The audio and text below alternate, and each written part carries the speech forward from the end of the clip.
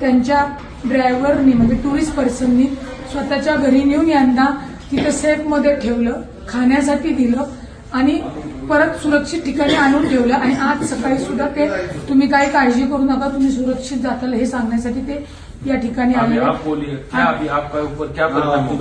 हे आदिल भाई आहे आणि ते त्यांच्याच यांनी तुम्हाला सांगतील. अभी ये जो कुछ भी हुआ इस वजह से पूरा कश्मीर का इकोनॉमी इफेक्ट होगा. माने स्ट्रीट वेंडर से लेके बड़े बड़े होटलियर्स तक सब पे इफेक्ट आएगा इसका. गलती एक ने करी, सजा सबको भुगतनी पड़ेगी.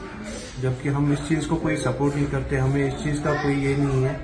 ये पूरा इंसानियत का कत्ल है. ये जो कुछ भी हुआ वो तो वहाँ पे मासूम से बच्चे थे, अपनी फैमिलीज को लेके आए थे वो घूमने. उनको क्या पता था कि उनके साथ ऐसा होगा. अभी ये जो कुछ भी हुआ इस वजह से पूरा कश्मीर एक तो बदनाम हो गया, दूसरा हमारे काम पे इफेक्ट पड़ेगा, हमारी इकोनॉमी गई, हमारा बिजनेस गया. छोटा सा अगर आप किसी भी पिकनिक स्पॉट पे जाएंगे वहां पे आपको एक आम सा बंदा मिलेगा रैपिड लेके, वहां से लेके एक बड़ा सा 5 स्टार होटल है उस तक ये सारा इफेक्ट पड़ेगा. सबका काम गया, सब बदनाम हो गए. पूरी इंसानियत अभी शर्म में डूबी हुई है कि हम क्या करें और किसको क्या मुंह दिखाए. गलती एक ने की है, सजा पूरा कश्मीर भुगतेगा इसकी. क्या बोल सकते सब ठीक हो जाए.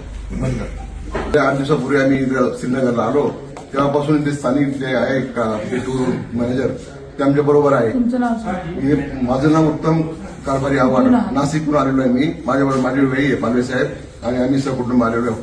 आणि 8 दिवसापासून आमच्याबरोबर आदिलबाई आहे. यांनी आम्हाला अतिशय कुटुंबासारखं वागवलेलं आहे. आज परंतु त्यांच्या खूप वाईट दिवस येणार आहेत पुढे 8 दिवसाचे, पुढच्या अनेक दिवसांचे. आणि त्यांनी खूप प्रेमाने आम्हाला वागणूक दिली. त्यांच्या घरी जाऊन त्यांनी आम्हाला जेव घातला, त्याच्यासारखं हल्ला झाल्यानंतर त्यांनी आम्हाला खूप त्यांनी आम्हाला सहकार्य केलं. त्यांचे आम्ही खूप आभारी आहे.